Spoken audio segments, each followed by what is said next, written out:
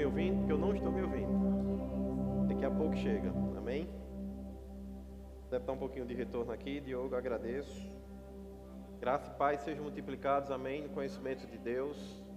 Bom que você veio, que bom que você está aqui. Podem sentar no seu lugar. Pai, nós te agradecemos pelo teu amor, pela tua graça. Te agradecemos por esse ambiente maravilhoso, da tua glória, da tua unção disponível. Te agradecemos, ó Pai, porque sabemos que com certeza haverá bom fruto e não será frustrada a nossa esperança. E sabemos, ó Pai, Senhor, que podemos te buscar enquanto se pode achar. E aquele que bate, portas se abrem, aquele que pede. A Bíblia também diz que petições são aceitas.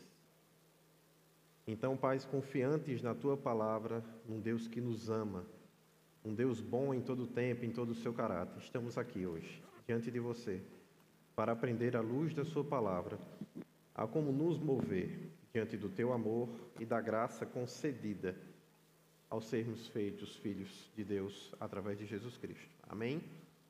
Amado, eu quero que você vá comigo na sua Bíblia, em João, no capítulo 1.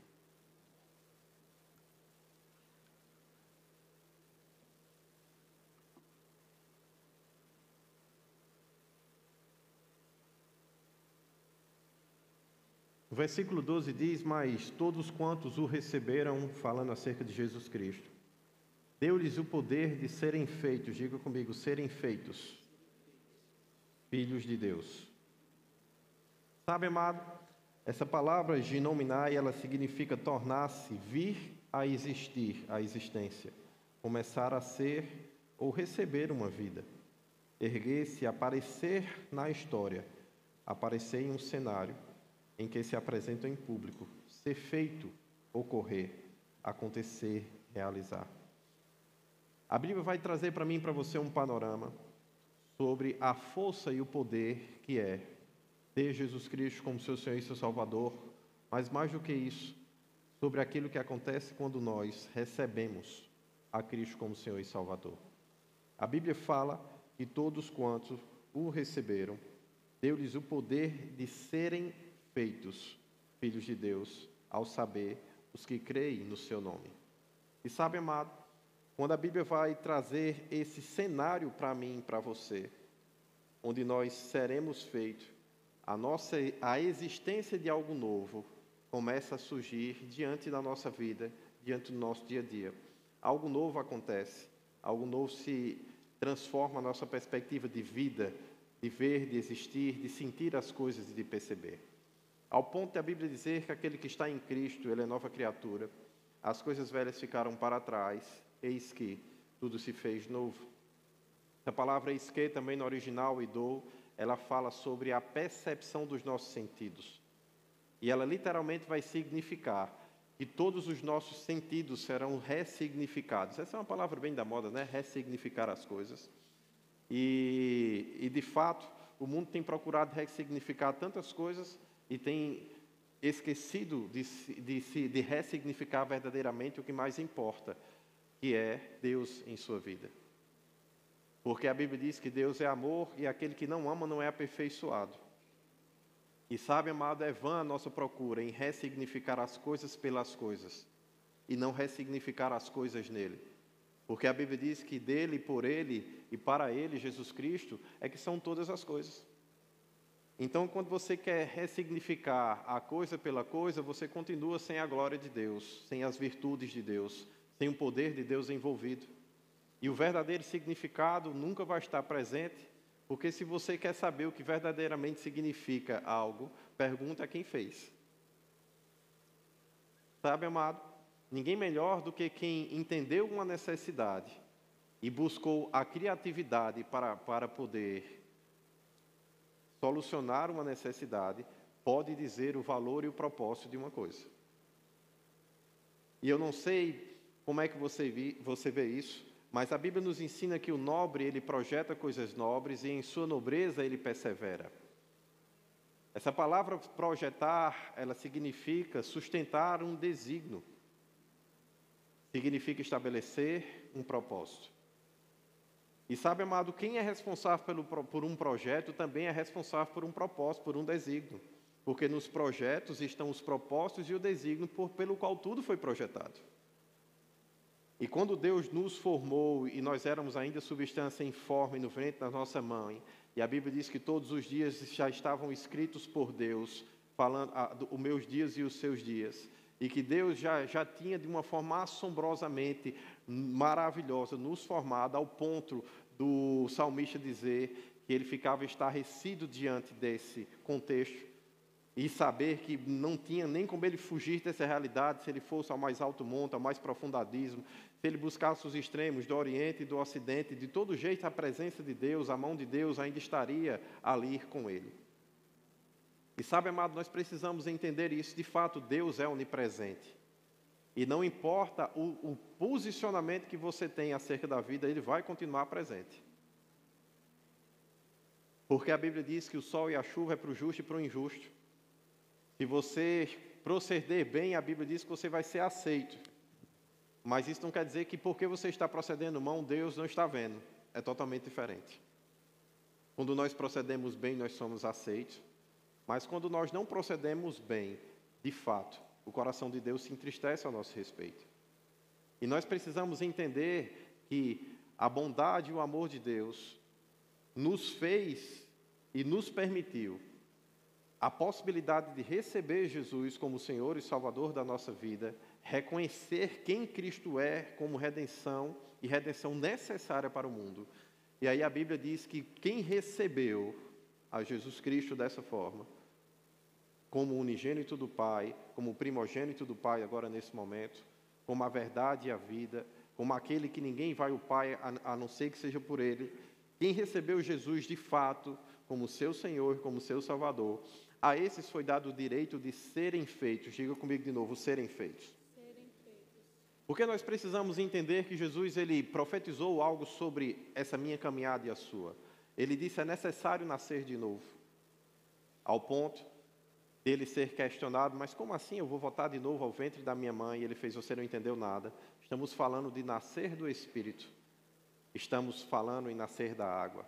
Estamos falando de um processo onde você é purificado e tudo aquilo que há de vida espiritual e que Deus guardou para você do mundo espiritual e que está reservado a você antes mesmo da fundação do mundo, isso vai começar a se desenvolver e tomar forma dentro de você. E eu gosto muito quando esse texto diz serem feitos, porque nós precisamos entender que é uma obra que começa, mas ela está em pleno desenvolvimento na minha e na sua vida. A salvação como um direito, ela é uma realidade, mas como exercício, ela é uma caminhada.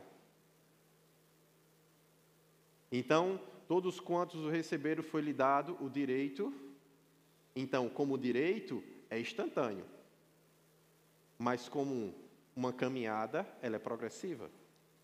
Ao ponto da Bíblia dizer que o filho, quando ele é de menor, e aí foi dado o direito e poder de serem feitos o quê? Filhos de Deus. Mas a Bíblia diz que o filho, quando ele é de menor, ele nada vai ter divergir em relação ao escravo, ou aquele que serve. Mesmo ele sendo herdeiro de todas as coisas, enquanto a maturidade não chega, enquanto a maturidade não é desenvolvida, ele não pode tomar decisões acerca do que é dele. E eu, por exemplo, graças a Deus, junto com Rafaela, temos trabalhado arduamente e temos procurado também gerar herança para os nossos filhos. Porque a Bíblia diz que os pais entesouram para os seus filhos, então é cumprimento bíblico e é promessa bíblica que os pais possam favorecer o futuro dos seus filhos, entesourando para eles. Agora mesmo Arthur, Liz e Francisco, já tendo coisas que estão sendo designadas para eles, isso não quer dizer que eles tenham autonomia sobre essas coisas. Porque Arthur só tem 14 anos, eu nunca vou deixar um moleque de 14 anos dizer o que vai fazer com o dinheiro ou com os recursos, porque eu sei que as suas decisões não serão boas. Liz só tem 10 anos, e aí, meu amigo, generosa do jeito que ela é, e do jeito que ela gosta de maquiagem, as lojas iriam faturar um bocado. E Francisco, então, Francisco já pediu para eu comprar um jato para ele ir para a Lua. Francisco já pediu para eu comprar os barcos e os iates que eles vêm passando pela praia e por todos os lugares. De fato, Francisco já teria me quebrado, consumindo tudo, porque ele disse, compra isso, papai, como se fosse a coisa mais fácil do mundo. Ele só tem 4 anos de idade. E sabe, amados, nós precisamos entender que a Bíblia, ela nos vê da forma como Deus nos concebeu e sabe a maturidade que Deus vai nos levar a viver e a desfrutar. Mas pode ter certeza que Deus sabe exatamente onde você está agora e a maturidade que está disponível para que Ele possa liberar e deliberar para você a autonomia. E como um bom pai que te ama, Ele vai trabalhar a autonomia dentro dos limites da maturidade que você está vivendo e que você está desenvolvendo em seu dia a dia. Isso não diz respeito somente à idade. Ontem estávamos eu e Rafaela conversando com o dono de uma grande indústria lá em Belo Horizonte.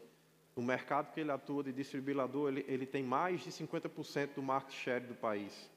Mas nenhum dos seus filhos desenvolveram maturidade.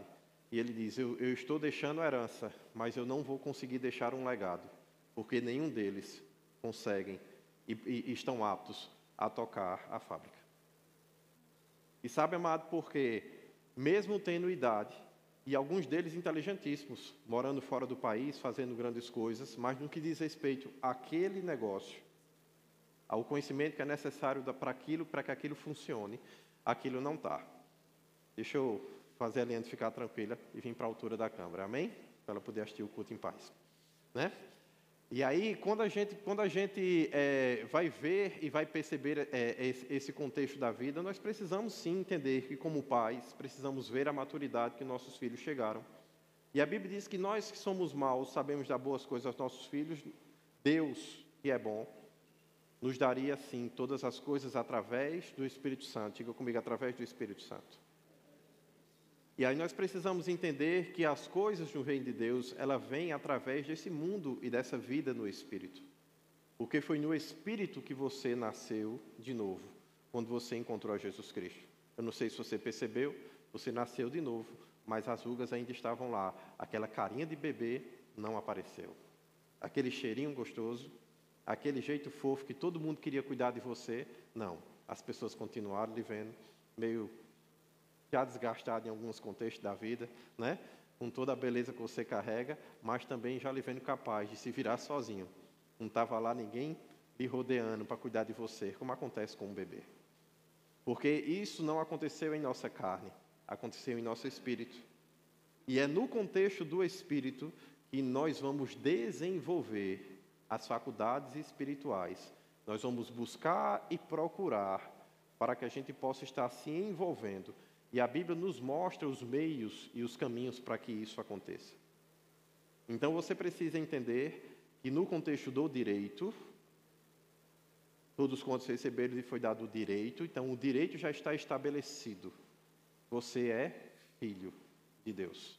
Como filho de Deus, herdeiro e co-herdeiro com Cristo de todas as coisas.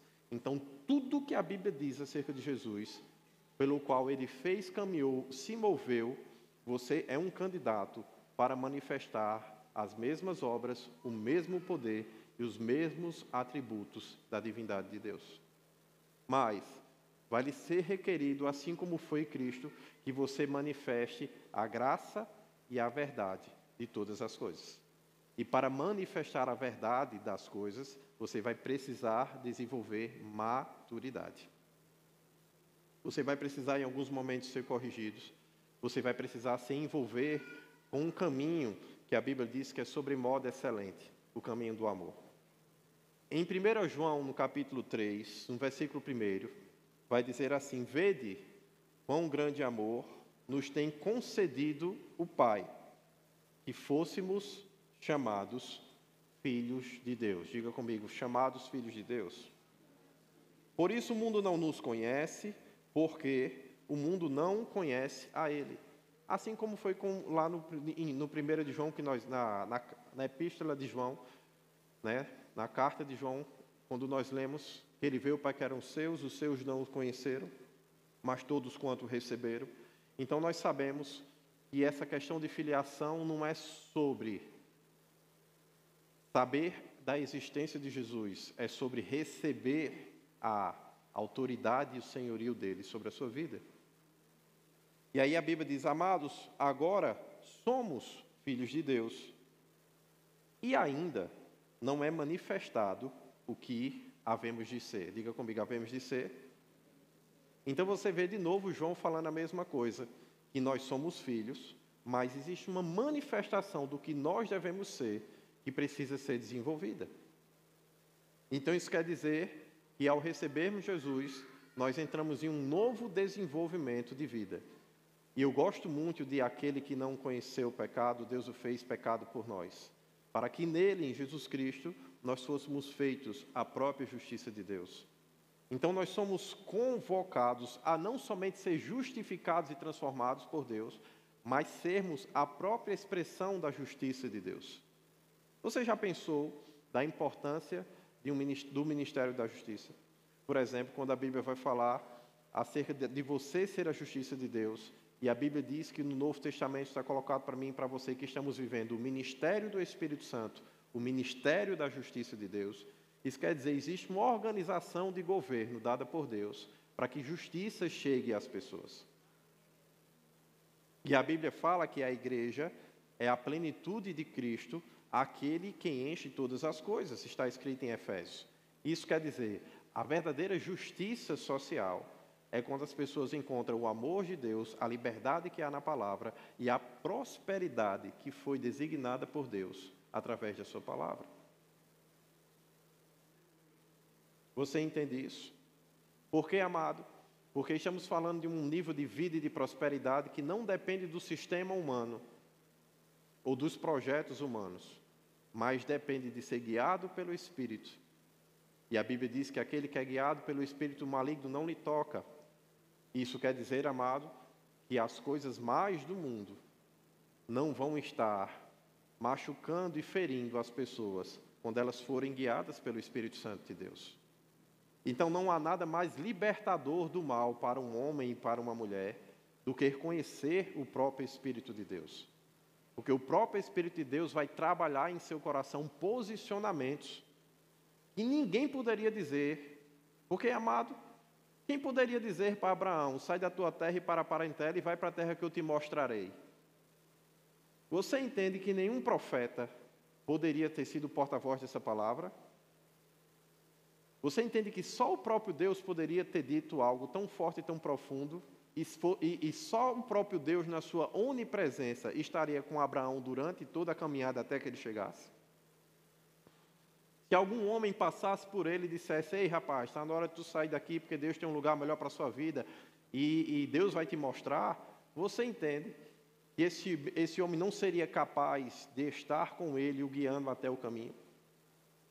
Mas quando as coisas vêm de Deus, a Bíblia mostra para mim e para você que esse senso de direcionamento que vem de Deus que ao coração humano, ele pode e deve ser sim testificado por profetas e por outros homens de Deus. Mas o que vai te levar não é a profecia.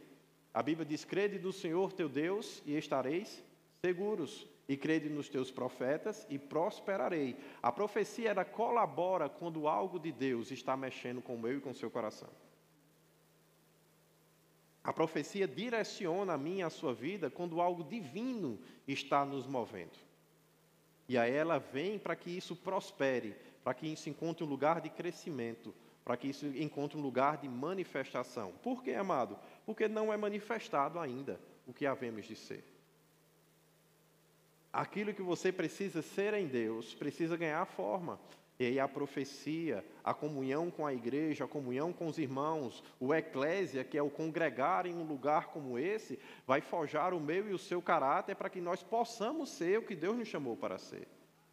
Mas você precisa ter também uma palavra de Deus que arde em seu coração a seu respeito, a respeito do seu desígnio.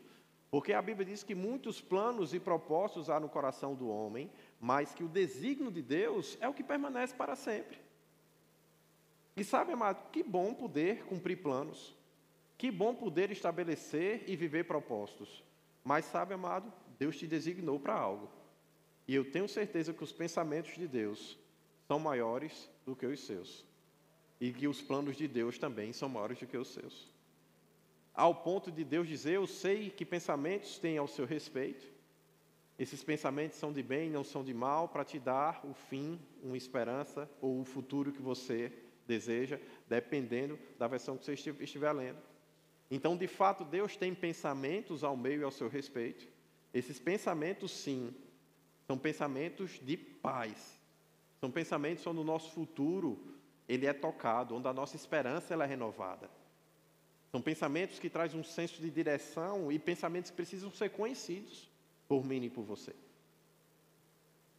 Porque nós sabemos, amado, que ao conhecer o amor que Ele exerceu em Jesus Cristo, que excede o nosso entendimento, nós seremos tomados para a plenitude de Deus. E aí sim nós vamos viver aquele versículo maravilhoso que diz, ora, aquele que era poderoso para fazer infinitamente mais, além do que tudo quanto pedimos ou pensamos, segundo o seu poder que opera em nós. A Ele seja a glória, não somente nesse século, não somente em nossos dias, mas para todos sempre. Então, os meus pensamentos, os seus planos, aquilo que nós conjecturamos, eu preciso te dizer que eles não são suficientes para suprir o desígnio de Deus na minha e na sua vida. E Deus está disponível para liberar um poder que está muito além do que tudo que você desejou ou pensou até o dia de hoje. Que está muito além de tudo aquilo que está em sua mente e em seu coração para esses dias, para esse seu momento da sua vida. E nós precisamos, sim, amado, viver o que a Bíblia diz, humilhai-vos debaixo da poderosa mão de Deus. Por quê? Porque a Bíblia fala que esse Deus está procurando um tempo oportuno para que também Ele possa vir a nos exaltar. E qual é o tempo oportuno, amado, se Ele é o nosso Pai? É o tempo que o Filho, ele deixa de ser de menor, alcança a maturidade, e porque agora ele alcançou a maturidade, ele pode sim viver as expressões de autoridade que Deus confiou para ele. E sabe, amado, é importante você sim saber que Deus, Ele trabalhou e espera para mim e para você um contexto de autoridade, um contexto de confrontamento, um contexto onde eu e você vamos nos posicionar na palavra de Deus e em cima das suas promessas para viver o que Ele nos chamou para viver. Porque a Bíblia diz em 1 João, no capítulo 5, no versículo 1, todo aquele que crê que Jesus é Cristo, ele é nascido de Deus. E todo aquele que ama ao que o gerou, também ama ao que dele é nascido. Nisto conhecemos e amamos os filhos de Deus, quando amamos a Deus e guardamos os seus mandamentos. Porque este é o amor de Deus, que guardemos os seus mandamentos, e os seus mandamentos não são penosos. Porque todo que é nascido de Deus vence o mundo. Diga comigo, vence o mundo. E esta é a vitória que vence o mundo, a nossa fé. E quem é aquele que vence o mundo, senão aquele que crê que Jesus é o Filho de Deus? E sabe, amado, a Bíblia vai agora nos colocar diante de uma posição onde sim existe o sistema, existe o mundo. E a Bíblia fala que existe também, da nossa parte, um posicionamento onde a gente consegue vencer os desafios que o mundo tem para mim e para você. E é importante que nós tenhamos esse desejo de não somente viver o mundo e a vida num contexto natural, mas de romper com os limites de uma vida natural para viver, sim, uma vida guiada pelo Espírito Santo, onde coisas que o natural não pode produzir vão ser produzidas pelo ambiente da fé. Porque esta é a vitória que vence o mundo, a nossa fé no Filho de Deus. Então, quando há um posicionamento de fé, nós começamos a romper com os limites do mundo, com os limites naturais. E sabe, amado, isso é extremamente importante. E eu digo para você, eu quero trazer um texto para você, que é o texto de Mateus. E eu quero que você veja comigo, se eu não me engano, Mateus 15, Mateus 12.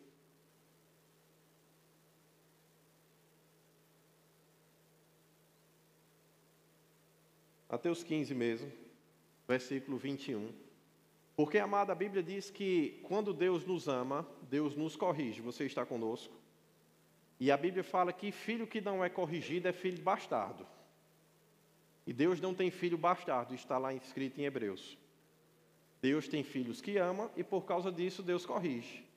Mas Gálatas vai dizer para mim e para você que de fato não tem tanta importância assim se você é circuncidado, se você é incircuncidado ou não. Hoje a gente não discute isso na igreja, mas na verdade os homens faziam uma cirurgia em seu pênis para mostrar que eles tinham uma aliança com Deus aos 8 dias de vida, quando eles eram nascidos, né, no ambiente judaico. E esse processo da circuncisão, essa cirurgia que era feita, era o sinal de que ele tinha nascido e que ele estava consagrado a Deus. Quando as pessoas começaram a nascer de novo e receber Jesus, a igreja começa uma confusão, dizendo, não, mas o cara aí já estava lá o marmanjo com 30, 35 anos, e a igreja queria que aquele homem se sujeitasse àquele procedimento, né? Porque era o procedimento que ia estar vinculando ele à aliança que ele agora e à fé que ele estava se firmando em Deus. Mas aquilo começou a não fazer mais muito sentido diante do que Jesus ensinou, diante do que as pessoas falaram. E aí existe um contexto onde, Gálatas no capítulo 5, onde a Bíblia vai falar do contexto do amor, e a Bíblia vai dizer que, de fato, agora, o amor é que é o vínculo da perfeição. Então, Gálatas no capítulo 5, ele vai dizer para mim e para você, porque nós, pelo Espírito, aguardamos a esperança pela justiça que provém da fé. Então, a justiça não vem mais de um procedimento humano, ou por fazer algo dentro de um contexto humano. E naquele contexto não fazia nem tanto sentido. Deus, em seu amor, quando ele traz isso como uma aliança para Abraão em relação aos judeus, ele mandava fazer, até dentro do contexto do 8º dia, eu não sei se você sabe disso, as terminações nervosas no pênis de um homem, elas ainda não foram formadas no 8º dia. Então, esse procedimento era feito sem dor. E era um procedimento que melhorava a higiene deles em todo o contexto e todo o desenvolvimento da vida. Então, Deus traz como sinal de uma aliança, mas não para ferir, não para machucar, não para ver sangue derramado, mas para proteger. Porque uma das coisas que mais havia, se você for ver a história do povo de Deus, o que mais tinha era a tal da infertilidade. E imagine se o homem tivesse que lidar com um monte de doença e da dificuldade que era. Se a higiene hoje é algo que você precisa ter cuidado, para que tudo funcione bem na sua vida sexual com sua esposa, imagine como era lá atrás, onde não se tinha banho todo dia, onde não se tinha os perfumes e as coisas para se limpar do jeito que se tem hoje, onde as pessoas caminhavam 10, 15, 20 dias no deserto. Então, aquilo que foi um cuidado da parte de Deus e um sinal da aliança com a parte de Deus, agora estava sendo imputado às pessoas como uma obrigação, e às vezes isso sendo confundido com o amor e com a graça de Deus, ao ponto de precisar haver um novo posicionamento. E diz, porque em Cristo nem a circuncisão nem a circuncisão tem valor algum, mas a fé que atua em amor. Diga comigo, a fé atua pelo amor. A operação e a operosidade da fé é o amor. Ao ponto de Paulo, quando vai falar no famoso texto de Coríntios, onde ele vai dizer, né, que ainda que eu falasse a língua dos homens, se não tiver amor, nada valeria. Antes dele começar esse grande discurso que ecoa em várias reuniões até hoje durante todo o mundo, ele diz, eu vou vos mostrar o caminho sobremodo excelente. E aí ele diz, procurai com zelo os dons espirituais. Diga comigo, procurar com zelo os dons espirituais. E andai em amor. Na verdade, ele diz, andai em amor e procurai com zelo os dons espirituais. Por quê, amado? Porque a vida do Espírito e a vida da manifestação dos dons está para nós liberada quando precede diante de mim e de você uma decisão de andar em amor. A decisão de amar em amor precede a decisão de operar nos dons. A decisão de vivenciar e perseguir o amor, para mim e para você, ela é mais importante do que a decisão de operar nos dons. Por quê? Porque não adianta você querer ser um homem dotado de dons espirituais e de habilidade e não ter disposição para andar em amor, porque a fé opera pelo amor. Aí talvez você vai começar a procurar, como a igreja no início começou a procurar, procedimentos humanos para que o vínculo com Deus seja estabelecido, quando de fato o que Deus mais quer é o nosso coração. Quando o fato que Deus mais quer é a nossa vida, é a nossa disponibilidade de amar e de fazer o que estamos ouvindo dele para fazer. Jesus, ele foi eficiente no que diz respeito aos seus dias, porque ele dizia: eu faço o que eu vejo o Pai fazer e eu falo aquilo que eu ouço o meu Pai falar. Então, o relacionamento e a paternidade com Deus colocava Jesus em caminhos de produtividade. E deve ser assim comigo e com você também. Porque, de fato, nós ainda em parte conhecemos, como está escrito também nesse grande texto de Paulo falando do amor de Deus, e em parte profetizamos. Então, existe sim coisas que nós já conhecemos do reino, porque estamos dele, mas existe uma grande outra parte que a gente está profetizando e que a gente está buscando e tateando, para que a gente possa conhecer esse mundo espiritual maravilhoso que está disponível para mim e para você. Mas eu quero que você vá comigo, para que você entenda como a operação do amor, muitas vezes, não é tão do jeitinho que a gente espera, mas ela é extremamente eficiente, porque o importante para mim e para você não é que as coisas aconteçam do jeito que a gente espera, é que aconteça da forma que Deus possa se mover.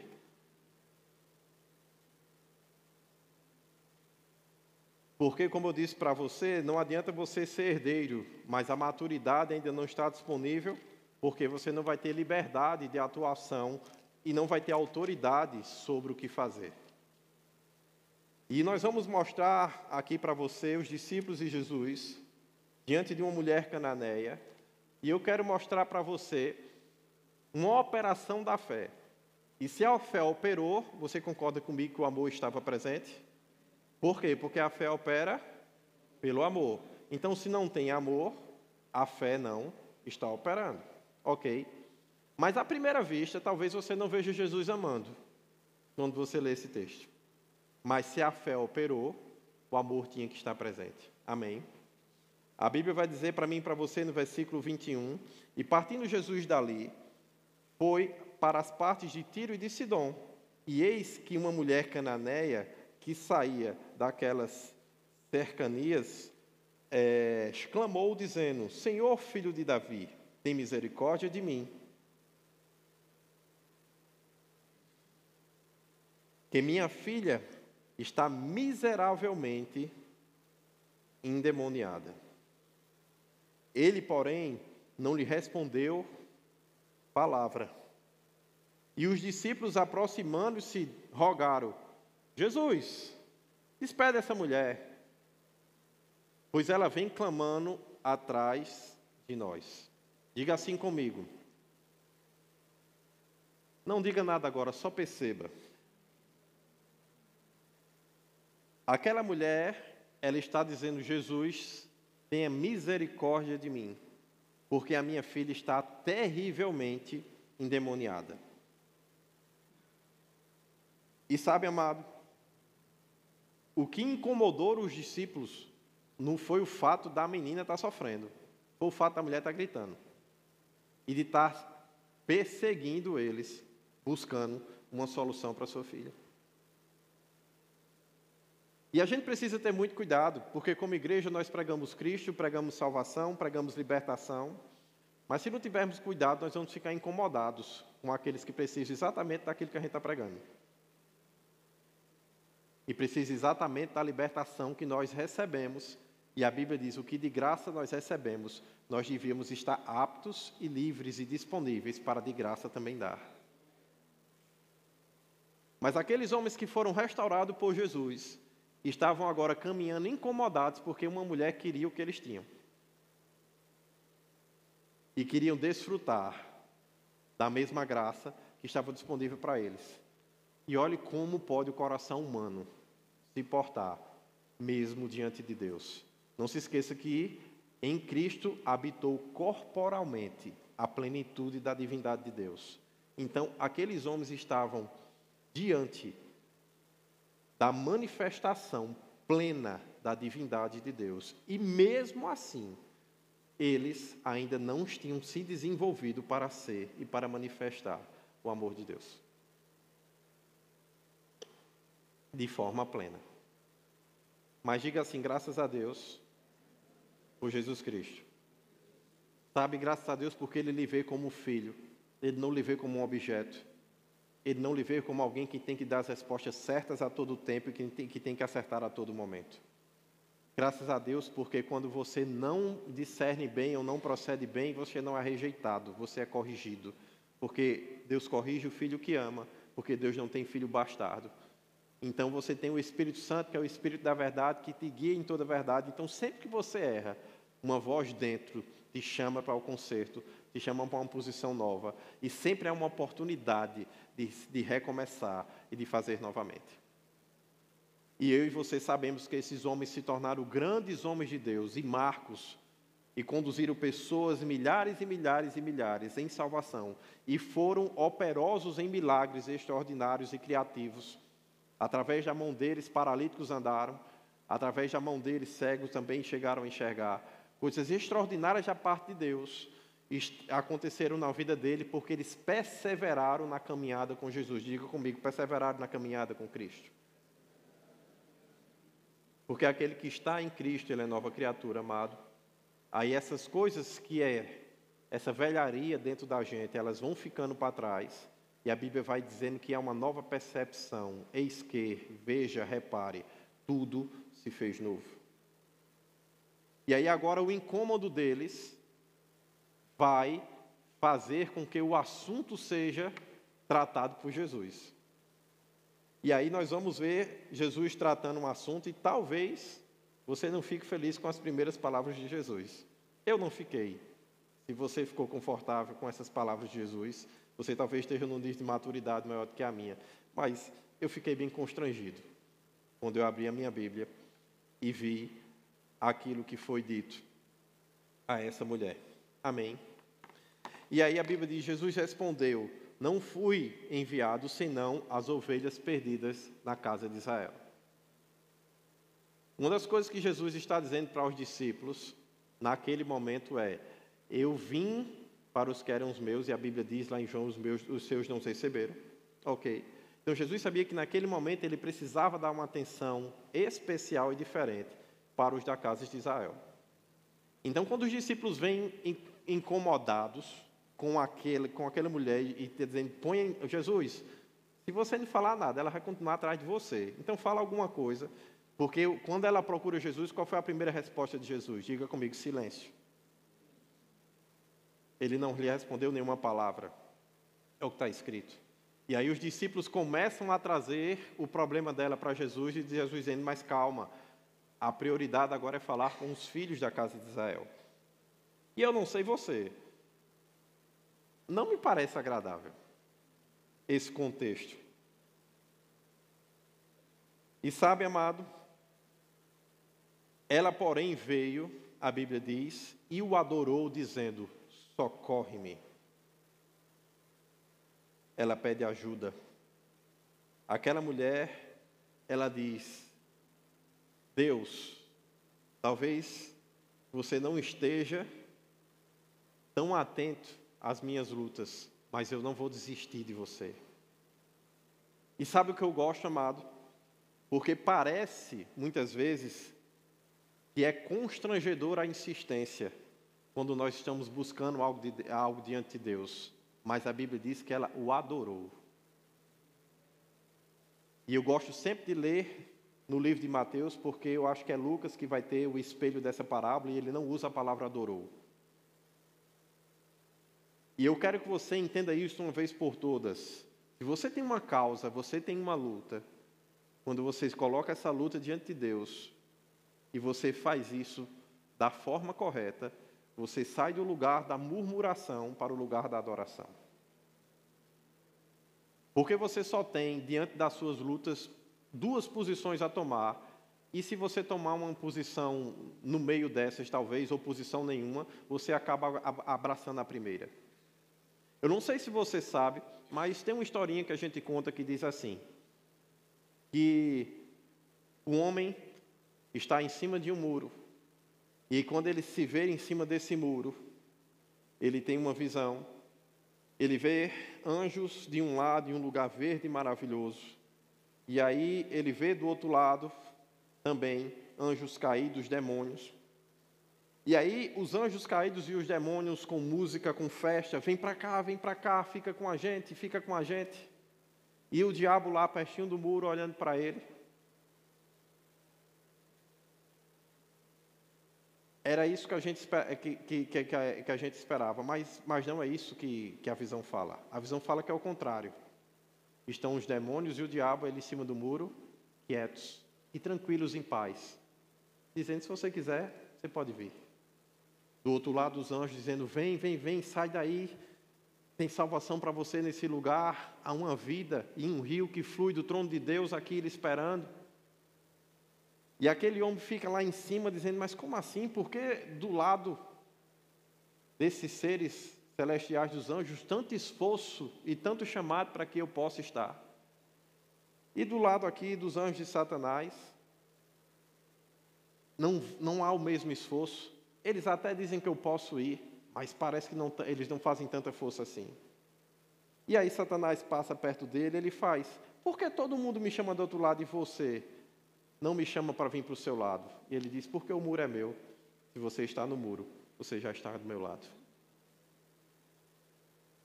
Porque Deus não aceita, amados. A Bíblia diz que ou é quente ou é frio. E o morno Deus vomita. Nós precisamos ter posição na vida para poder estarmos com Deus. A Bíblia diz, todos quantos o receberam. Não diz aqueles que gostaram de Jesus virem e acharam ele um cara legal. Não. A Bíblia diz que aqueles que tomaram uma posição de receber, foi-lhe dado o poder de serem feitos filhos. Você entende isso? Então, posicionamento é requerido. E você precisa entender que só existe 2 posicionamentos em meio a uma aflição que uma pessoa pode ter. Um é reclamar e outro é glorificar a Deus e adorar, buscando uma solução. E a Bíblia chama essa reclamação, o contrário da adoração, a Bíblia vai chamar isso de murmuração, de idolatria. E vai trazer para mim e para você a possibilidade da adoração verdadeira, mesmo que em meio às nossas lutas, mesmo que em meio às nossas aflições. Então não se preocupe quando você está diante de Deus derramando o seu coração e colocando o desejo do seu coração, colocando as coisas que precisam ser transformadas. E nem que você precise insistir nisso, Deus não está preocupado se você tiver que insistir diante dele nas coisas. Deus vai se preocupar quando você desistir dele para resolver as coisas. Ou quando você começar a reclamar. Mas você já sabe, graças a Deus, que a reclamação e a murmuração não é aquilo que atrai o coração de Deus, mas fazer o que essa mulher fez, adorar a Deus, mesmo em meio aos seus problemas e mesmo em meio à rejeição das pessoas e daqueles que serviam Jesus. Você entende que ela está sendo rejeitada pelos discípulos, ela de uma certa forma até também ignorada por Jesus, mas ela sabia que a salvação era ele, e aí ela não deixa de insistir e não abre mão das convicções do seu coração. E aí ela diz, tá bom, vocês querem que fique difícil para mim, vai ficar mais difícil ainda para vocês. Porque antes eu estava só gritando, agora eu vim para frente e me prostrei. E eu estou adorando. Quero ver, não me ver? Você já pensou você tomar uma posição com Deus que não tem como Deus não te ver? Você já pensou em tomar uma posição com Deus que não tem como Deus não ficar incomodado com a tua fé? Constrangido com o nível de confiança com que você está se posicionando diante dele. E aí aquela mulher agora está diante de Jesus, e a Bíblia diz que chegou ela, adorou, dizendo, Senhor, socorre-me. Então, amado, talvez a adoração não seja tanto por aquilo que você diz, mas pela atitude que você tem. Porque talvez me ajude e não possa parecer adoração para você, mas foi como Jesus recebeu o pedido de socorro dela. Quando ela reconhece que Jesus tem uma autoridade que ela não tem sobre aquele problema e sobre a sua filha, e que da parte dele ela poderia ser socorrida para que a filha pudesse ficar bem, ela está reconhecendo Deus. E a adoração é reconhecer quem Deus é em sua natureza. Nós adoramos a Deus pelo que Deus é e nós louvamos a Deus pelo que Deus faz. Então, toda atitude humana de reconhecimento àquilo que Deus é e aquilo que Deus representa em sua vida, essa atitude é uma atitude de adoração. Por mais que as palavras possam não expressar do jeito que você ouviu Isa lindamente fazendo aqui. dizendo que lindo Jesus, rei do meu coração. Claro que isso parece mais adoração. Mas não é o caso dela, porque eu conheço, eu sei que ela está fazendo isso de coração e em espírito em verdade.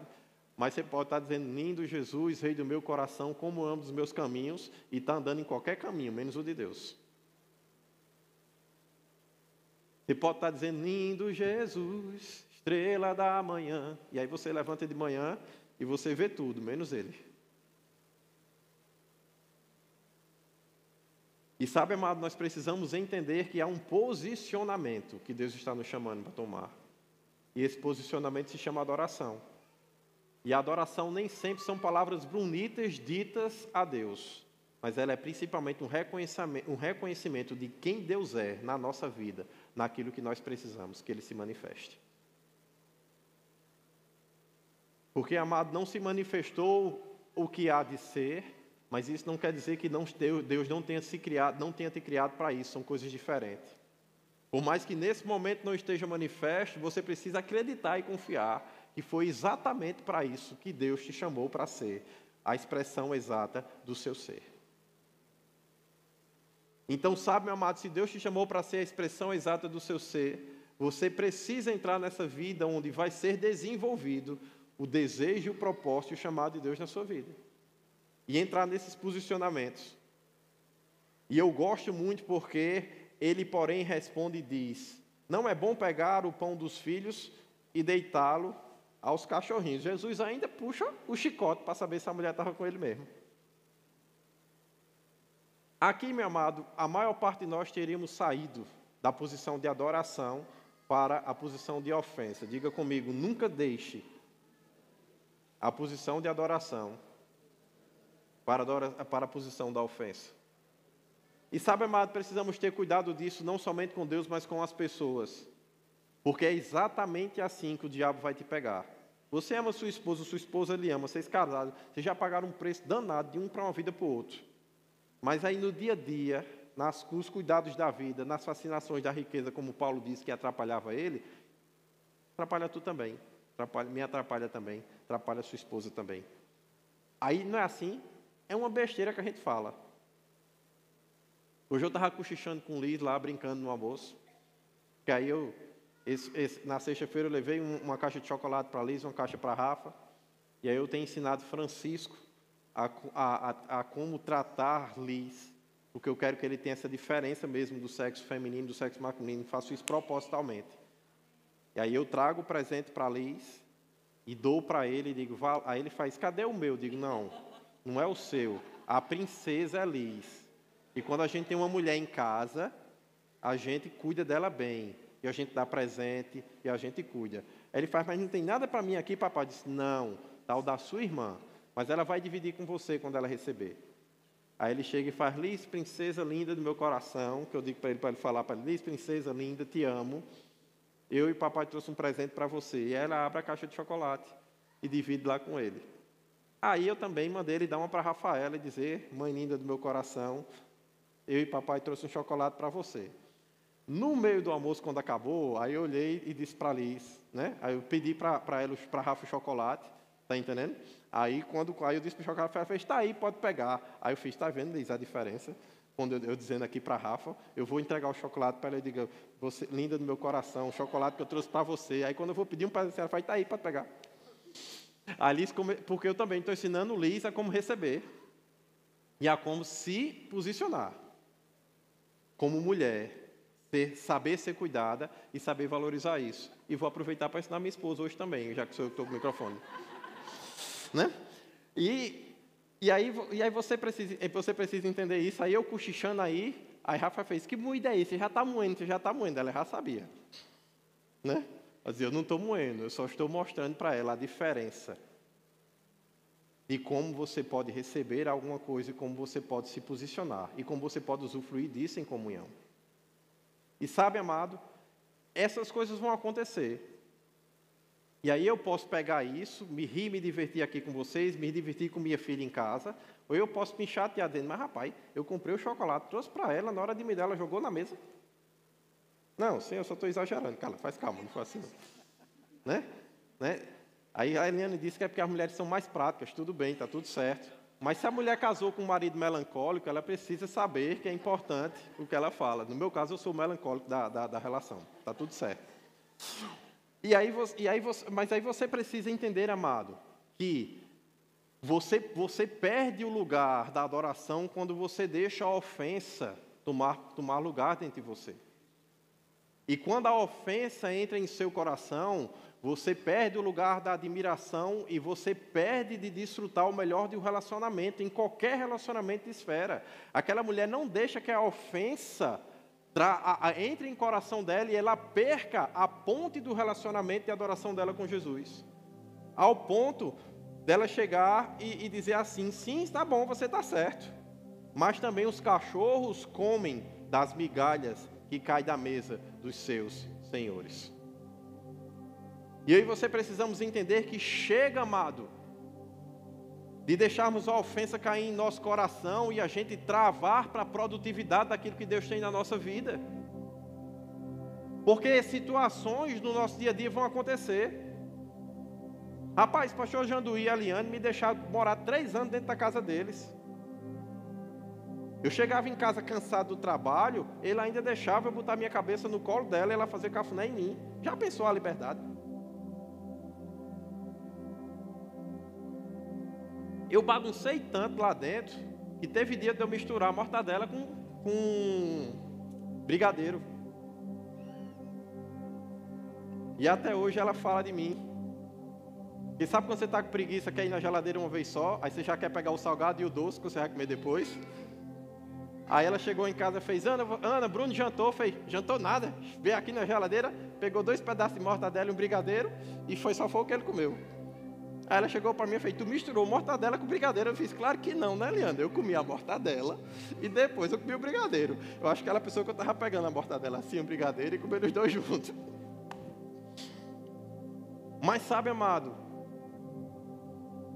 você acha que em 20 anos de São Paulo, todas as vezes que a gente se relacionou e todas as vezes que a gente esteve junto, em nenhum momento houve ofensa, em nenhum momento houve contrariedade, em nenhum momento eles falaram coisas que eu não gostei ou eu não falei coisas que eles gostaram, mas em todas as vezes nós tivemos a oportunidade de não esquecermos de quem nós éramos uns para com os outros.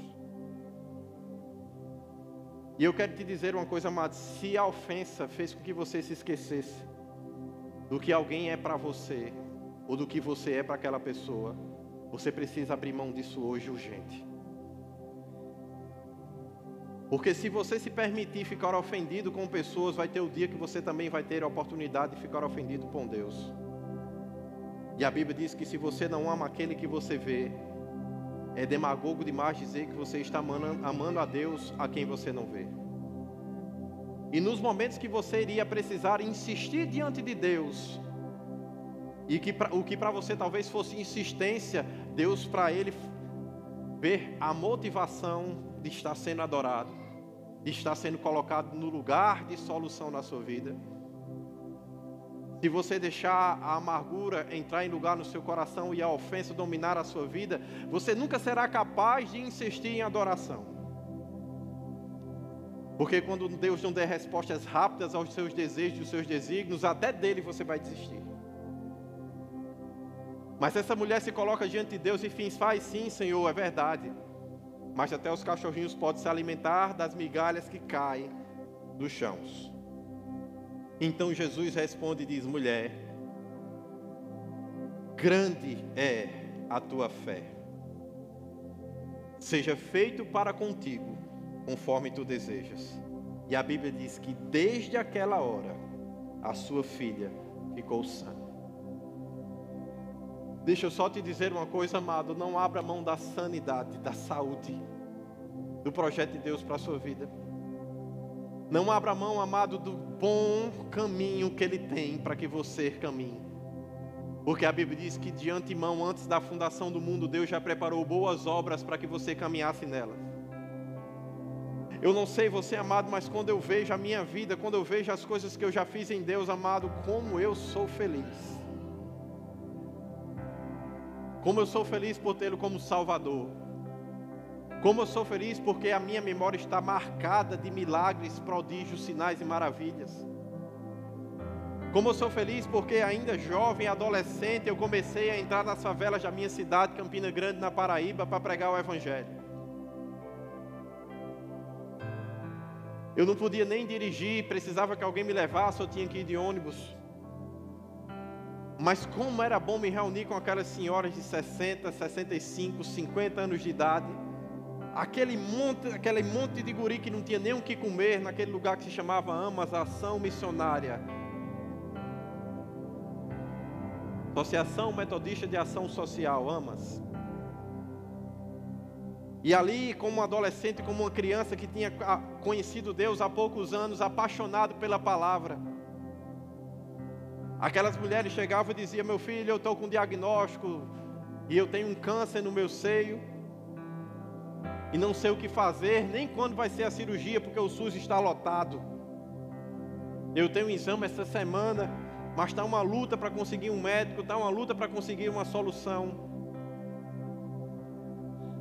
E eu ali ainda criança, sem nem entender direito aquilo, dizia: mas a Bíblia diz que quando a gente ora pelos enfermos, eles são curados, e manda pegar e ungir com óleo. Eu era tão despreparado que nem óleo eu não tinha.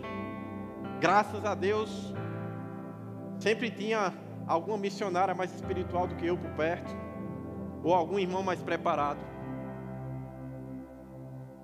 E naquele dia eu disse: Deus está me dizendo que a oração com óleo vai curar a senhora crê nisso? Aquela senhora enche o olho d'água e diz: sim, meu filho, você pode orar por mim. E eu pego o óleo emprestado que nem era meu.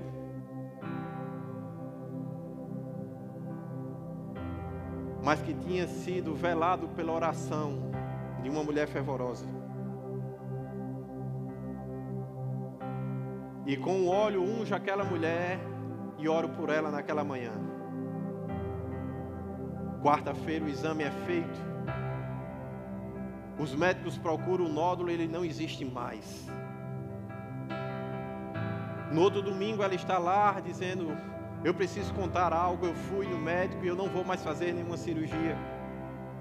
Porque aquele nódulo simplesmente secou e sumiu. Alguns anos depois, isso foi se repetindo em lugares diferentes. E no meu trabalho, pelas estradas da vida, às vezes também no púlpito, eu tenho visto os nódulos secarem. Porque a bênção do Senhor enriquece sem acrescentar desgosto. E nem sempre enriquecer é ter uma conta farta de dinheiro. Muitas vezes é poder vencer as impossibilidades que o dinheiro não compra. Porque o dinheiro pode fazer muito por você e por sua saúde. Mas existem coisas que só Deus pode fazer para restaurar. A mulher do fluxo de sangue gastou tudo o que tinha com os médicos e mesmo assim não foi curada. Mas quando tocou a orla de Jesus, ela foi plenamente restaurada. Uma vez, em Pedra Amarela, lá em Recife, mais de 10 mulheres se levantaram com nódulos nos seios. E todas tiveram os nódulos secados, instantaneamente. Sabe, amado, eu já tive problema de coluna, e é um problema, porque as pessoas vêm com problema de coluna, e aí, onde abundou a força do pecado, a Bíblia diz que superabunda a força da graça. Eu já não consigo contar nos dedos quantas pessoas tiveram suas colunas endireitadas.